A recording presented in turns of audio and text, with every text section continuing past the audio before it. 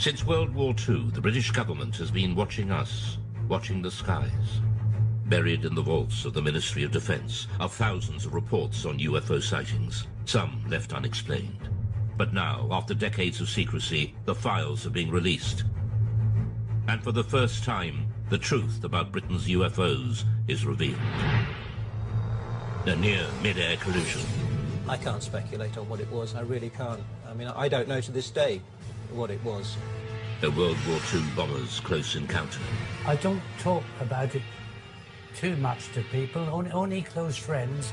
An unidentified object caught on radar.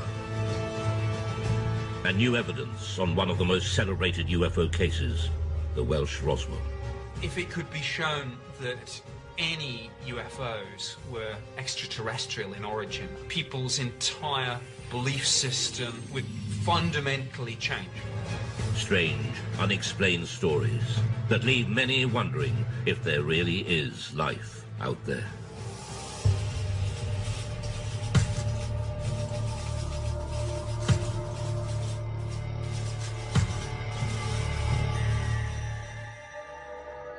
What are three popular word searches on the internet? Perhaps the first two are no surprise. UFOs have an incredible hold on the popular imagination, but few myths have involved government investigations, surveillance, and cover-ups. UFOs have. One person who knows just how seriously UFO sightings have been taken by the British authorities is ex-MOD operative Nick Pope. From 1952 onwards, it was decided that there really needed to be a small unit set up permanently to research and investigate the UFO phenomenon. And really from the 50s right up until 2009, the Ministry of Defence did have a small project looking at the UFO mystery. Pope and the UFO desk in the 90s, helping add to the thousands of files the ministry had gathered for decades. Subject making his way. Now that they're being released from the vaults, key UFO eyewitnesses give their side of the stories. And UFO experts, skeptics and believers interrogate just what the MOD was keeping secret. Dr. David Clarke is the journalist who helped first persuade the MOD to release the files. If you look in the files, there are thousands of unusual things people in the sky from right across the British Isles. There's absolutely no doubt that people see things in the sky that they can't identify. They always have done.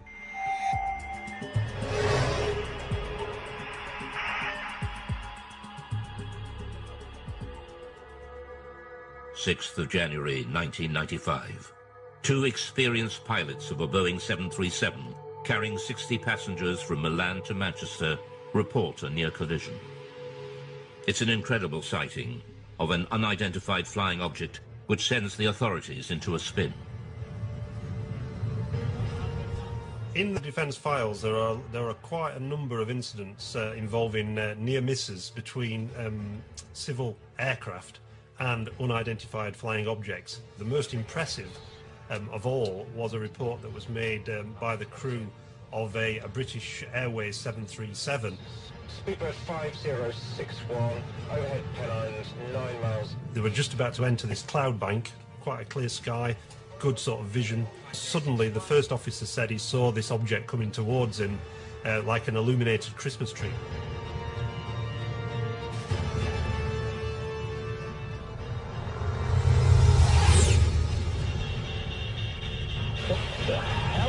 It was so low in its approach and so close that he automatically ducked, thinking there was going to be a collision. This thing just zoomed past, and immediately he turned to the captain and said, "Did you see that?" The captain said, "Yeah, I saw it as well." Immediately the pilots radioed into Manchester Control Tower. There's a lot of concern amongst air crews about what damage could be done to their reputation if they became known as, the crew that see flying saucers. So it was interesting in this case that despite that, these two air crew decided that when they landed, they were going to file an official air miss report. So that would then trigger a full, detailed investigation by the Civil Aviation Authority, which is exactly what happened. For the first time, the MOD files show how this extraordinary incident sparked a full-scale investigation, conducted by aircraft near-miss investigator Anthony Booth.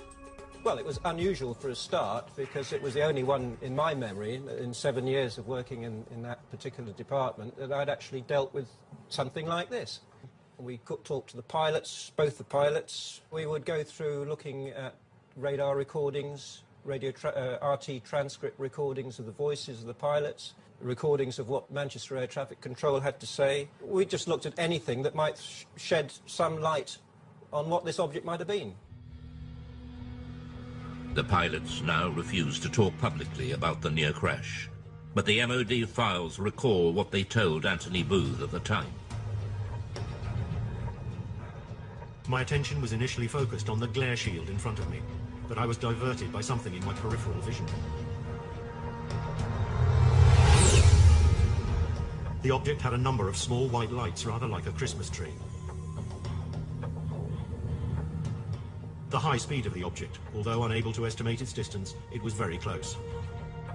There's a transcript of the conversation between the captain of the 737 and ground control. So this is Speedbird 5061. We just had something go down the right-hand side, just above us, very fast. And Manchester immediately come back and say, well, there's nothing seen on radar. Was it an aircraft? Well, it had lights.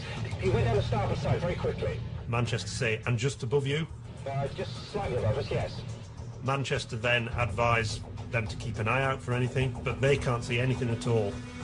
It must have been very fast. So we'll go down very quickly after it passed you, I think. Okay, well, there you go. The Manchester control tower could not find any radar signal. To radar expert Doug Robb, this is extraordinary. It says the likelihood of such activity escaping detection is remote, as the area is well served by several radars, and any movement at the levels in question would almost certainly have generated a radar response. Nothing was seen. So what was it that avoided radar detection? The MOD files showed that the investigators and pilots considered all the possibilities. It was a hang glider. At night, he's suicidal. Hang glider would not be picked up by normal radar, no. A comet? No, I don't think so. A meteor could be detected on re-entry if the radar was looking exactly in the right direction as that piece of debris went past at some speed. Military? Maybe, but I didn't recognise it. But we're near a major airport. It would have shown up on the radar response. Spy plane? I don't think so. Didn't look like a stealth. Stealth aircraft would not be picked up by normal radars. If a spy plane is being kept secret, it's not going to be flying where people can see it. And certainly nowhere near airliners. UFO? Daft. I don't know. These pilots are not lying. They did have an unusual experience, which to them remains baffling. The files show the investigation seriously analysed the possibility of military activity, but they found no evidence from any official source. It seems most unlikely that such a flight would have been conducted so close to a busy international airport. So what was it? We revealed the conclusion, locked away in the MOD vaults since 1995, reached by Anthony Booth's investigation. Most of the incidents that we looked at, we could arrive at some conclusion, definite conclusion, but in this case, we couldn't really. We had to come up with an assessment of cause and risk. Both the risk and the cause were unaccessible. Degree of risk, unaccessible. Cause, unaccessible. Really, that statement is really, really unusual to find that in an official air miss report, and it's basically saying we don't have a clue what was seen. Look, they'll say back at BA. I think they might rib us about this one. At the end of their the summary of the working group's discussions, it says that there is no doubt that these pilots both saw an object and that it was of sufficient significance to prompt an air miss report. Unfortunately, the nature and identity of this object remains unknown. To speculate about extraterrestrial activity, fascinating though it may be, is not within the group's remit and must be left to those whose interest lies in this field. To some ufologists like Nick Pope, the absence of any real conclusion leaves serious and unanswered questions. Now, to me, this was quite extraordinary. UFO does not mean alien spacecraft, but clearly, in some people's minds, whether it was the pilot and the first officer, or whether it was the investigators at the Civil Aviation Authority or the Ministry of Defence, clearly somebody was thinking, well, maybe, just maybe, this is something extraterrestrial. I can't speculate on what it was. I really can't. I mean, I don't know to this day what it was. All I know is that we can't assume we know everything in this day and age. There may be things that we don't know about. The Manchester near-miss investigation shows just how seriously unexplained sightings were taken by the MOD. But the UFO desk had been receiving reports from pilots for decades. The files reveal sightings during World War II, and in some cases these were considered so grave they were referred right to the top of government.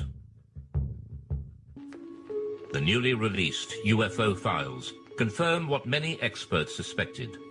The British government was investigating unexplained sightings as far back as World War II. I don't talk about it too much to people, only close friends who experienced perhaps flying during the war.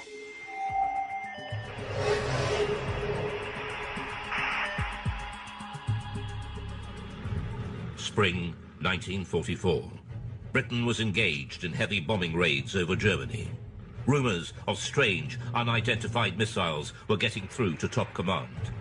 Considered a threat to public morale, the MOD files reveal that the order to keep them secret came right from the top. Sightings such as the one seen by gunner Bernard Dye. Now I have here a personal wartime diary. I'll read you an entry which I wrote on the 26th of April. Operation Essen. 300 aircraft raided Essen. Dye then recorded the most extraordinary sight.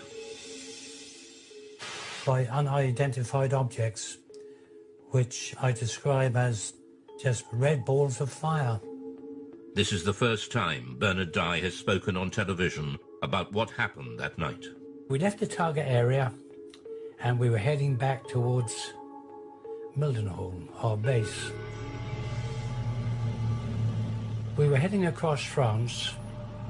Everything appeared to be peaceful. Suddenly I saw 3 balls of fire coming up from below and reported this to our pilot, Arthur Horton, on the intercom. A few seconds afterwards, the rear gunner, Brian Harper, he observed 2 more red balls of fire. Immediately, Arthur was a bit perturbed, and were they fighters? No, not fighters, Arthur, just balls of fire coming towards us. I said to Arthur, now, evasive action, corkscrew, starboard, go, go, go.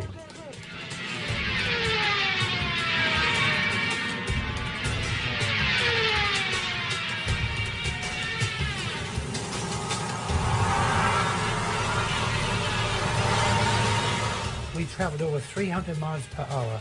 The aircraft was shaking like a leaf, and still they were following. The pilot was getting worried about burning the engines up. Engineer, Dave, what about the engines? Never mind the engines, skipper. Keep going, or something to that effect. The words were rather rude.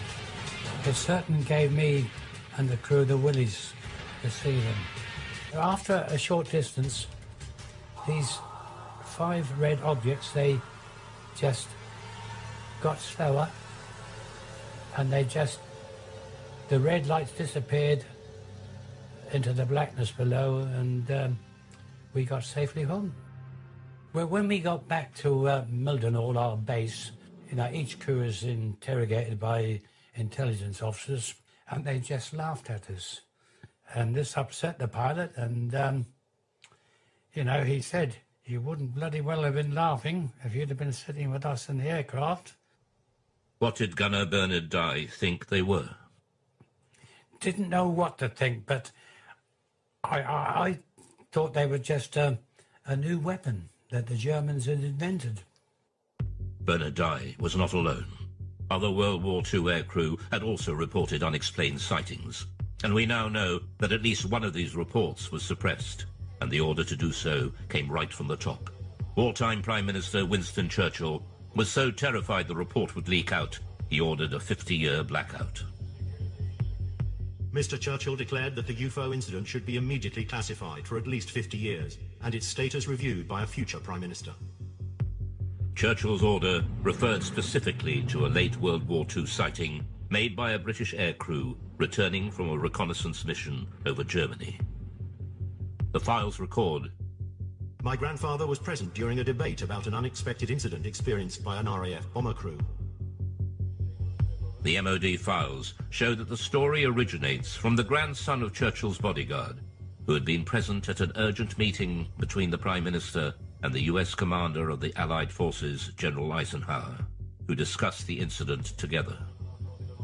He was writing in to see if the ministry could confirm this story, that this guy who was the bodyguard was present at a discussion between Winston Churchill and Eisenhower about a mysterious incident when the crew of a Royal Air Force reconnaissance aircraft that had seen this metallic object that had appeared by the side of their aircraft, and it followed the aircraft, and it behaved in a way that was completely unexplainable in terms of it being, a German aircraft or any other sort of Nazi flying machine that they were aware of. A leading aircraft expert was also at the meeting.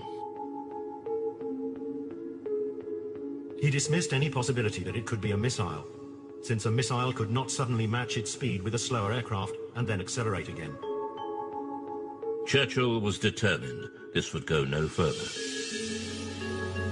Another person at the meeting raised the possibility of an unidentified flying object, at which point Mr. Churchill declared that the incident should be immediately classified. But the file goes further.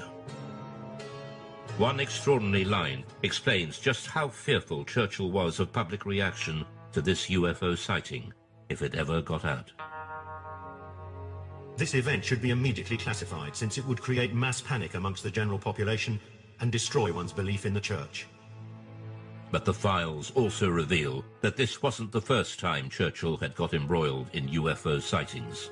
In October 1912, there was sightings of mysterious lights in the sky over the dockyards at Sheerness in Essex. Winston Churchill was the First Lord of the Admiralty, and he had to look into this, and Churchill had to admit in Parliament that he couldn't explain what had been seen. The files show that even after the war, Churchill took a personal interest in unexplained sightings. In the aftermath of the sightings in Washington, D.C. in 1952, that made all the news headlines, Winston Churchill again became interested and sent a memo to the Secretary of State for Air. What does all this stuff about flying saucers amount to? What can it mean? What is the truth? Let me have a report at your convenience. Until now, Gunner Bernard Dye never knew there were other World War II sightings that Churchill wanted kept secret at such a critical time in the war. We showed him the newly released MOD file on Churchill. Well, after reading this report, it sounds, really identical to what we witnessed and saw that night.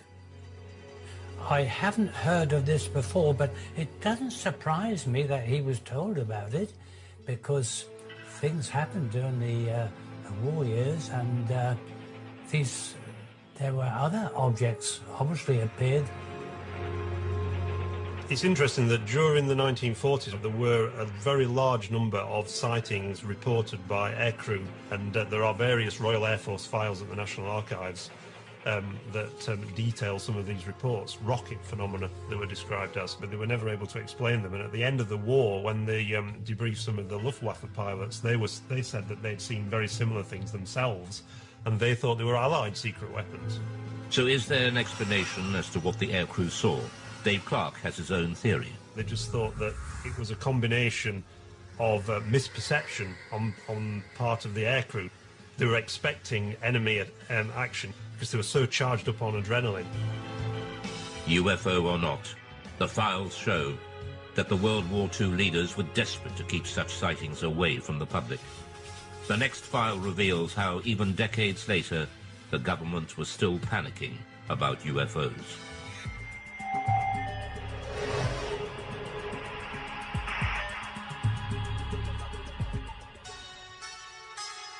Many UFO experts believe that the Pitlochry file illustrates one of the most significant UFO conspiracies of recent times. It involves photographs of an unidentified object captured flying over a remote Scottish valley. The photos were sent to the MOD, but mysteriously went missing. Journalist Mark Pilkington has spent years trying to track down these UFO images. The Pitlochry photographs in the MOD files date back to the 4th of August 1990, when two witnesses on the A9 near Calvine, near Pitlochry, allegedly saw a large diamond-shaped craft hovering in the air for about 10 minutes and took 6 photographs of it. And the object that they claimed to have seen was accompanied by 2 aircraft, which the MOD later identified as Harriers. The photographer has never been identified. He sent the 6 photographs to the Scottish Daily Record newspaper. The paper never ran the story. Instead, they referred them to the MOD for investigation. The Ministry of Defence took their own copies of the photographs, which have since disappeared. They, according to the files, sent the original negatives back to the Scottish Daily Record, which inexplicably never ran a story on the subject and never published the photographs, and presumably returned them to the 2 men whose names have been removed from the file, so we can't ask the 2 men. So mystery piled upon mystery. All that remains in the files is a photocopy of the alleged photographs. Ufologists later mocked up this photo of what was seen. But Nick Pope dealt with the original photos and file when he worked behind the MOD desk. Both the Defence Intelligence Staff and the Joint Air Reconnaissance Intelligence Centre analysed this very carefully, and the consensus was clear on this. This was a real object. It was maybe 25, 30 metres in diameter. I sat down with my opposite number from the Defence Intelligence Staff at a briefing about UFOs. We discussed this photograph extensively. This was something that was of defence interest, because clearly it could do something that we couldn't, and we wanted that technology. The MOD was determined to play down the incident. There's an interesting briefing by the Ministry of Defence press office on defensive lines to take if these photographs made it into the newspapers, and they were asked questions about this. And there's a list that basically says that we have looked at the photographs and no definitive conclusions have been reached regarding the large diamond-shaped object. And if they were pressed by the media, they were told to say all sighting reports received by the Ministry are referred to the staff in the departments which are responsible for the air defence of the UK. During his time with the Ministry, Pope had a blown-up copy of the photograph on his office wall until it was personally taken down by his superior. One suggestion was that this was a secret prototype American spy plane. My head of division convinced himself that this probably was some secret aircraft or drone, and he ordered that this be removed. We know from the files that there was a lot of internal discussion about, were the Americans flying this incredible spy plane, and if so, why had they not asked for permission, for this thing to fly through British airspace? Journalist Mark Pilkington believes that events at the time could well have influenced what people thought they had seen. This was just 2 days after the first Gulf War had broken out, and there were certainly great deployments of aircraft towards the Middle East, and the UK was a kind of sort of stop-off point and a sort of launch pad for a lot of those aircraft. The MOD were clearly worried about public reaction, just as Churchill had been 4 decades earlier. So was there a cover-up by the MOD over the mysterious Pitlochry photographs? There's a possibility that the Ministry of Defence destroyed these images, possibly because they thought that they were some American spy plane that they'd rather we didn't know about, or maybe if this thing genuinely remained unexplained, because we simply didn't want the embarrassment of saying that there might be things in our airspace with speeds and manoeuvres that exceed everything that we've got, and yet which remain unexplained. However, all we're basing this on, we should make clear, is a very grainy, fuzzy black and white image that, for all I know, could have been drawn by a child with crayons. Mark Pilkington is still looking for the real Pitlochry photographs to find out just what did put Britain's defences to the test. But 6 years later, on Britain's east coast, another UFO sighting sparks off a full-scale military investigation and a direct challenge to the Secretary of State for Defence. In 1996, the Ministry of Defence was drawn into a serious breach of UK defences by a UFO over East Anglia. MOD files reveal it not only involved the police, Coast Guard and RAF, but a call to the Defence Secretary to scramble jet fighters. I'm very concerned about an incident that occurred off the East Anglian coast recently involving a visual unidentified flying craft sighting that was correlated by various different military radar systems. Why weren't our jets scrambled? It was one of the biggest UFO scares ever. And it all started one quiet October night on the East Coast.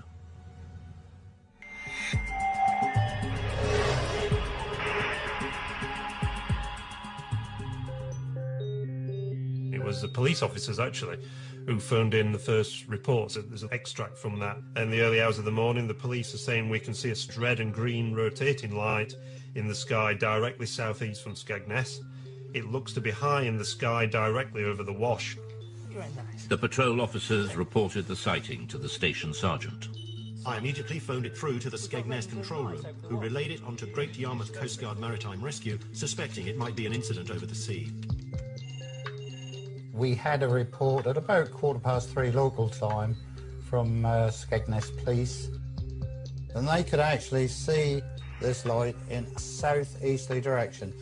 We were uncertain of what it was at the time, and we immediately made a report to the local air defence radars to see if they could see anything. The call went through to RAF Neatishead, the most important air defence centre in southern England.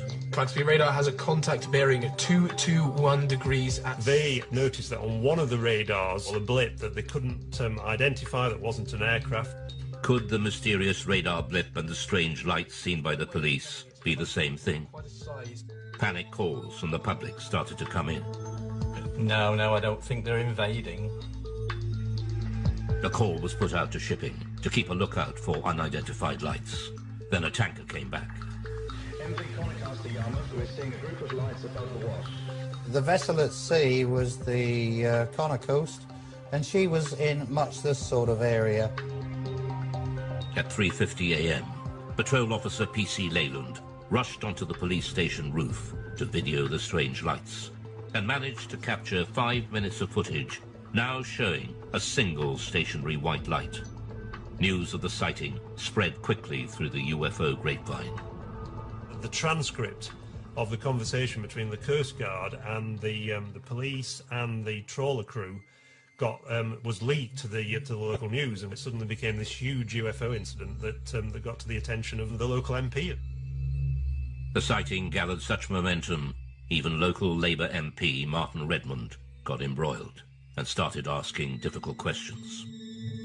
Martin Redmond said, look, you've got police officers seeing UFOs, you've got Royal Air Force officers tracking them on radar, and yet you don't even get the aircraft in the air to take a look at this thing. Here's a copy of the letter that Martin Redmond MP sent to the Right Honourable Michael Portillo, Secretary of State for Defence, and he says, I'm very concerned about an incident that occurred off the East Anglian coast recently involving a visual unidentified flying craft sighting, which was correlated by various different military radar systems. While I'm interested in finding out what was seen, my primary concern stems from the absolute shambles that such an event seemed to cause. So he's really sort of having a go at the Ministry of Defence and saying, you know, why didn't you react to this? What are the RAF doing? So this really stung the RAF. The files reveal a picture of chaos. The letter sparked off an MOD investigation to explain the RAF's resistance. Doug Robb was operations manager on the night. We showed him the MOD findings. He wasn't surprised by the conclusions. This diagram is the radar plots over Boston on that night. And in summary, it shows that Claxby picked up the object, but it didn't move, and it was on land. And after investigation, it was decided that it was the church tower, the Boston Stump, as it's known. The files were certain this was the culprit. The church is known in aviation circles as the Boston Stump and appears occasionally on some radars in certain radar propagation conditions. They said that this was a completely separate phenomenon to the bright stationary lights that had been seen by the police from Boston and Skegness and by the tanker crew. The report concluded there was no justification to order the scramble of RAF fighters, much to the chagrin of the local MP, Martin Redmond. You'd scramble for a high-speed incoming aircraft 200 miles away, but you're not going to scramble aircraft for a fixed object on land. I mean, what's the threat? If what the radar picked up was indeed a church, what then were the mysterious lights seen by the police and the tanker crew? The MOD scrutinized the police video footage. It suggests a distant celestial source. The MOD sent the footage onto the Royal Greenwich Observatory for analysis. Their report has been kept buried since 1996 in the MOD files. UFO and astronomy expert Ian Ridpath was shown their conclusions and the police video.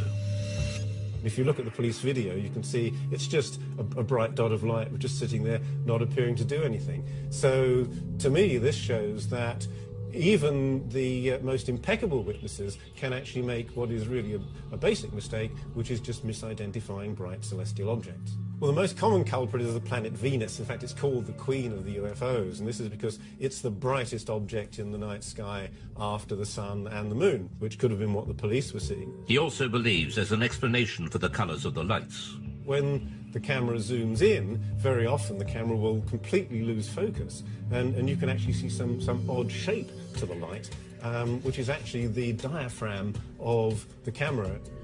But this doesn't explain what the tanker crew observed.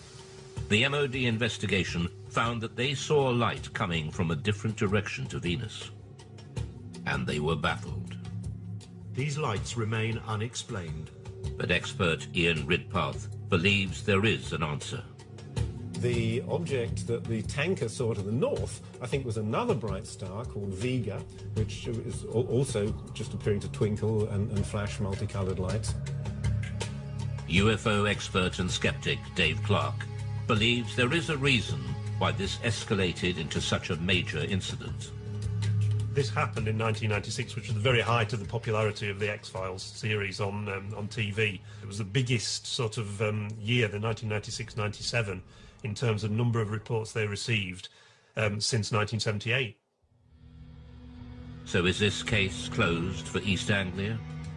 Or will more mystery emerge, just as it has, with one of Britain's most celebrated cases that refuses to go away, the Welsh Roswell?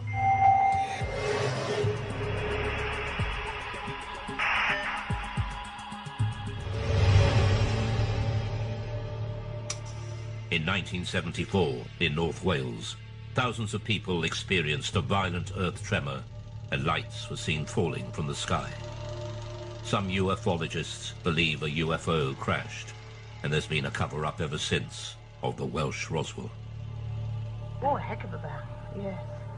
Oh, yes, it's like a tremor it was in the house, shook the houses, really new houses.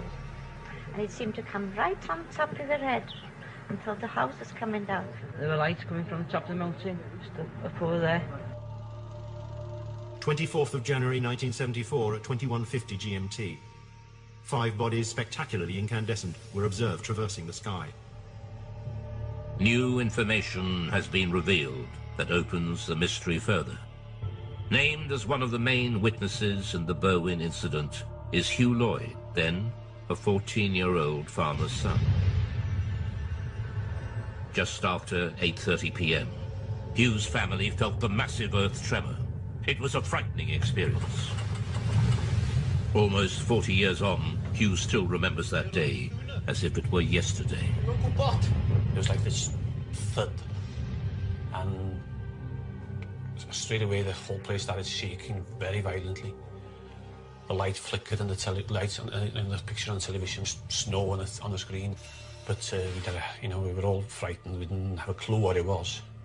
And Enoch said it must be an explosion, and then the phone started ringing. Hello? Like neighbours, phoning to ask, did you feel that? And then roughly about 20 minutes, there was a knock on the door.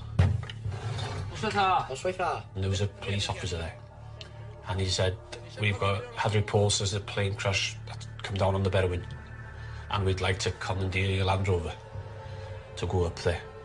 Me being 14, I said, well, Enoch, you better drive it.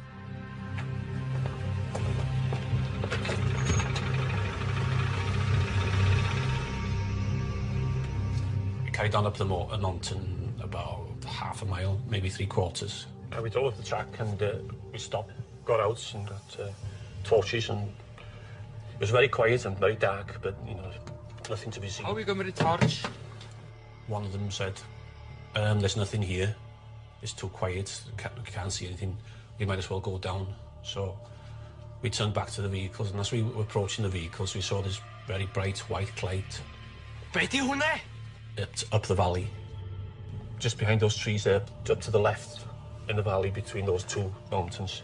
A very bright white light, coming up from the ground, pointing upwards. But it was, very, very bright. I knew it was coming from the ground, but we couldn't actually see the source of the light because it was, in the valley itself, being hidden. The light didn't look like a plane crash. It was too white for a fire. It didn't last for very long, 20 seconds at the most. They searched the mountainside, but there was no sign of a crash. So what was the light? Ufologist Andy Roberts has researched the Berwyn UFO for years. Although a skeptic, he admits there is a central mystery to the incident involving another key witness. A village nearby called Llanderfel, there was a district nurse called Pat Evans. She felt the explosion there, and because she was a nurse and had all the medical equipment, thought if a plane's crashed, I could get up there and give much-needed help until the emergency services arrived. Pat Evans was with her 2 teenage daughters, 4 miles from Hugh Lloyd when the earth tremor hit. So she picked up her 2 young daughters, got them in the car, drove the 10-15 minute drive up onto the B4391 road, expecting to see an aircraft crashed and in flames. This is the road that she was driving on, and it's a road that she knew very well, so she had no problems driving up here at night. And obviously she was out there looking for what she thought was going to be a plane disaster. And just as she came out from the other side of this copse of trees, she was absolutely astonished to see far across the hills to the left a huge ball of red, white, orange, pulsating light. Whatever the object was, it was too far from the road to be reached on foot.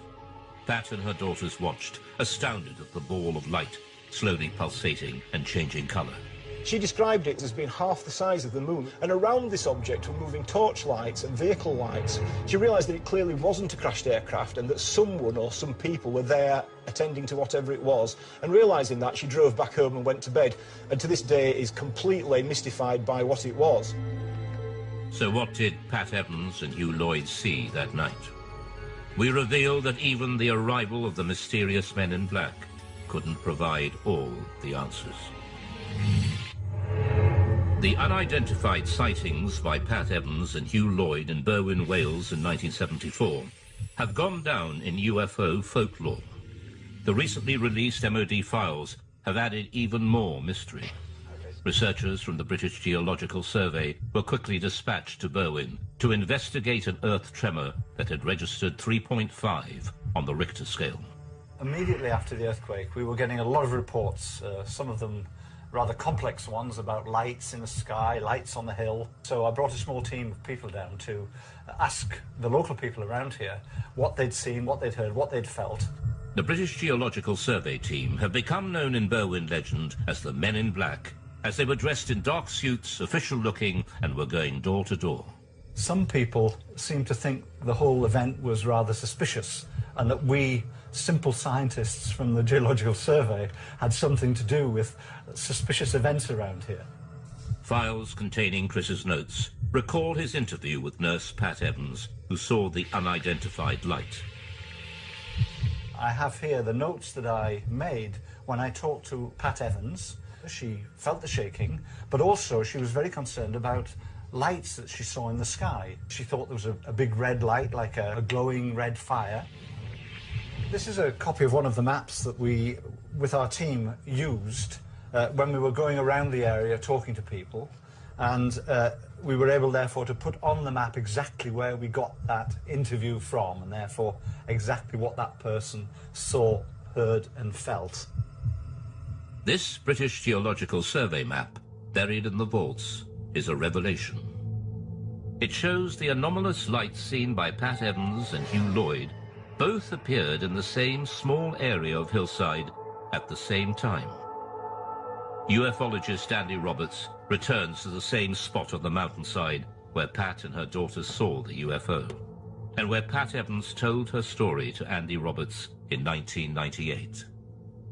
When I brought Pat Evans up onto this mountain road in 1998 and she told me her story then, I photographed her. And the photograph that I took showed her pointing to where she saw what she saw in 1974. And judging by this photograph, she was pointing over there, and which we know is where the police and farmers were searching that night. Pat Evans was on the Llanganug to Welshpool Road, which is just beyond the forestry there.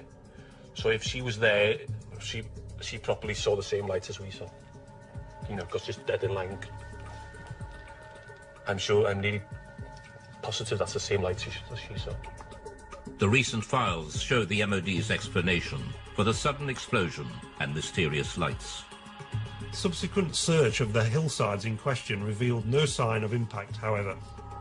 The Meteorological Office considered that these sightings could have been occasioned by a bolide, that is to say, a meteor which enters the Earth's atmosphere and burns up before reaching the ground. A private investigation done on behalf of the British Astronomical Society concluded, however, that the meteor may in fact have disintegrated over Manchester, and that its appearance was preceded at 8:30 p.m. by an earth tremor in the Berwyn Mountains with which it has no connection. So they were saying again, these are two things that happened coincidentally on the same night. You've got a meteor burning up in the atmosphere, and also you've got an earth tremor. So is this incredible coincidence, two separate natural phenomena, a meteor shower and an earthquake happening simultaneously, in itself a complete answer to the mystery? Many UFO believers think not. They believe the files failed to answer the big question, what was the source of light Pat Evans and Hugh Lloyd saw on the ground?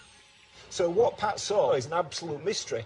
I don't think it's a UFO for a minute, although it is an unidentified something. It appeared to be on the ground. If anything, it's an unidentified grounded object.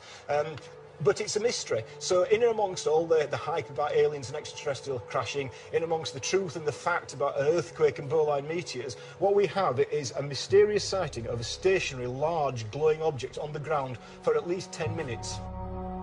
So is this case closed for Berwyn? There are still many unanswered questions. The Berwyn Mountain incident is, I think in many people's minds, it's not case closed. Some people believe that the release of these files is itself disinformation, and that the Ministry of Defence is still covering up some great secret truth about UFOs. The MOD has agreed to release all the UFO files over time. But will all the secrets be revealed? It seems that the public is not ready to give up believing just yet. For some people, UFOs are with us for a long time to come. Well, until the real ones show up. Some people suggest that this drip feeding of information to the public about UFOs is getting people ready for the day when it is announced that actually these things are real. Things are real. Things are real. Things are real.